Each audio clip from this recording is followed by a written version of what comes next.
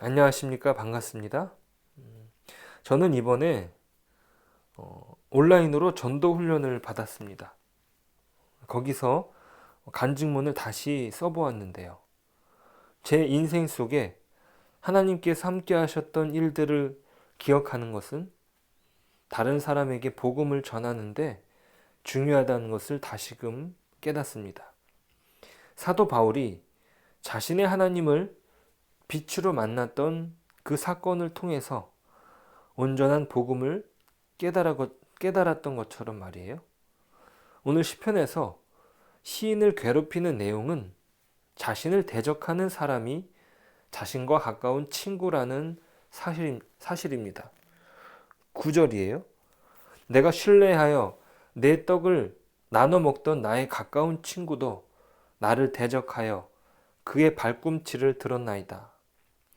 자신과 허물없이 지내던 가장 가까운 친구가, 집에서 늘 함께 식탁을 나누던 친구가 배반을 합니다. 유진 피터스는 이를 두고 자신의 손을 물어뜯었다고 표현하죠. 유진 피터스는 메시지에서 이렇게 번역합니다. 허물없이 지내던 가장 가까운 번마저, 집에서 늘 함께 식탁을 나누던 번마저 내 손을 물어뜯었습니다. 친구에게서 배반을 당하는 것이야말로 뼈아픈 일입니다. 친구가 내는 소문은 더욱 사람들의 신뢰를 샀을 것입니다. 가장 측근의 말이야말로 가장 설득력 있는 것 아닙니까? 사람들이 수군거리는 소리에 기름을 붓는 격이고 더 손가락질을 받게 만드는 것이죠. 8절을 유진 피터스는 이렇게 번역합니다. 마침내 소문이 나돕니다. 저자 좀 봐. 몹쓸 병에 걸려 다 죽어간다지. 의사들도 포기했다지 뭐야. 정말 가슴을 후벼 파는 이야기인 거죠. 저도 예전에 한참 사춘기 시절에 이런 일을 겪었습니다. 전혀 나의 잘못도 아닌 일에 억울함을 겪어보았죠. 친구들의 따돌림을 경험한 적이 있습니다. 그런 시간은 정말이지 기억하고 싶지 않고 꺼내고 싶지도 않은 일입니다. 정말 숨기고 싶다면 말하고 싶지 않은 것이죠. 내 잘못도 아니었는데 그 말을 꺼내는 것 자체로 뭔가 내가 잘못한 것 아닌가, 그런 식으로 생각이 들기 때문이에요. 제가 그 당시에는 다윗처럼 기도하지도 못했습니다. 그저 그 시간이 암흑스러운 흙빛처럼 새카맣게 칠해졌던 것 같습니다. 누구에게도 호소하지 못하고 끙끙 앓기만 했었죠. 다윗은 하나님께 간구합니다. 10절부터 이렇게 간구하죠. 그러하오나 주 여호와여, 내게 은혜를 베푸시고 나를 일으키사 내가 그들에게 보응하게 하소서. 이로써 내 원수가 나를 이기지 못하오니 주께서 나를 기뻐하시는 줄을 내가 알았나이다. 주께서 나를 온전한 중에 붙드시고 영원히 주 앞에 세우시나이다. 이스라엘의 하나님 여호와를 영원부터 영원까지 송축할지로다. 아멘, 아멘. 자신에게 악한 일을 행한 자들에게 보응할 수 있도록 도와달라고 구합니다. 다윗이 행하는 보응은 개인적인 복수의 심정이 아니라 왕으로서의 공의를 세우고자 하는 마음이었습니다. 가장 잔인한 형태의 친구의 배신에 대하여 어떻게 반응해야 할까요? 수백 년이 흐른 뒤 예수님은 이 본문을 자신에게 적용하셨습니다. 자신을 배반하는 유다에게 손을 내미십니다. 다시 회개할 기회를 주시는 것으로 말이에요. 예수님께서 팔리시기 전날 밤 유다 말고도 모든 제자들은 다 뿔뿔이 흩어집니다. 장담하던 베드로도 예수님이 보이는 곳에서, 예수님이 보이는 먼발치에서 예수님을 저주하고 떠나지 않습니까? 예수님과 한 상에서 음식을 나누던 그들이었는데 주님을 실망시키고 맙니다. 그럼에도 불구하고 예수님은 그들을 위하여 죽으셨습니다. 그들을 십자가로 용납해 주신 것이지요. 사실 제가 주님을 결정적으로 만날 수 있었던 이유도 여기에 있습니다. 저는 다윗처럼 원수를 갚을 수 있도록 힘을 달라고 기도하지 못했습니다. 주변에 너무 많은 친구들이 등을 돌렸기 때문이죠.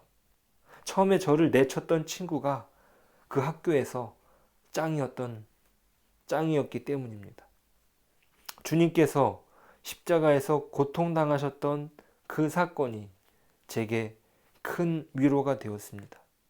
주님이 당하신 억울함에 비한다면 아무것도 아니었기 때문이죠. 주님은 제가 힘들어하는 그때에 당신이 당하지 않아도 되는 십자가를 지셨던 것입니다. 가만히 제 옆에서 고통의 시간에 함께 하셨던 것이에요. 그 친구들을 제가 용서해야 하는 이유가 거기에 있더라고요. 주님께서 나를 위해 죽으셨을 뿐만 아니라 저를 괴롭힌 친구들을 위해서도 그렇게 십자가를 지셨던 것입니다. 오늘 시편의 서두에서 기록되는 가난한 자를 보살피는 사랑을 실천하는 것도 그렇게 힘을 얻을 수 있습니다. 1절은 이렇게 기록하죠. 가난한 자를 보살피는 자에게 복이 있으며 재앙의 날에 여호와께서 그를 건지시리로다. 가난한 자를 보살피는 힘은 하나님께서 주시는 은혜를 경험한 사람이 행할 수 있는 것입니다. 다른 이들에게 자비와 사랑을 베풀었을 때에 재앙의 날에 그가 건져진다고 했습니다. 재앙의 날은 스스로 죄를 지었을 때를 말하는 것이기도 합니다. 그러한 날에 은혜를 입는 것이죠.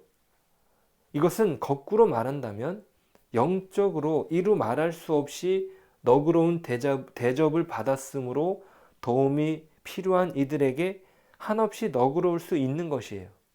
1만 달란트 탕감받은 자의 비유를 통해 예수님께서 말씀하시는 것이 그것 아닙니까?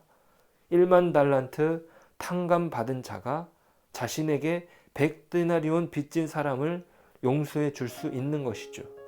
그렇지 못하는 사람은 당연히 하나님의 재앙을 피하지 못할 것입니다.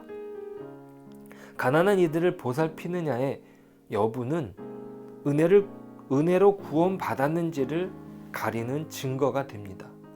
내가 은혜를 진정 받고 그 은혜를 나누고 있는가라는 것이에요. 우리는 나에게 있어서 그런 은혜를 받은 증거가 있는지 늘 살펴야 합니다. 하나님께서 오늘도 나에게 베푸신 은혜를 기억하고 다른 사람에게 사랑을 베풀고 용서를 베푸는 저와 여러분의 삶이 되시길 축복합니다. 기도하겠습니다. 하나님, 지난날 제게 못된 짓을 한 사람들을 여전히 제대로 용서하지 않았다는 생각이 문득 듭니다. 과거의 행동들 때문에 그들을 미워합니다.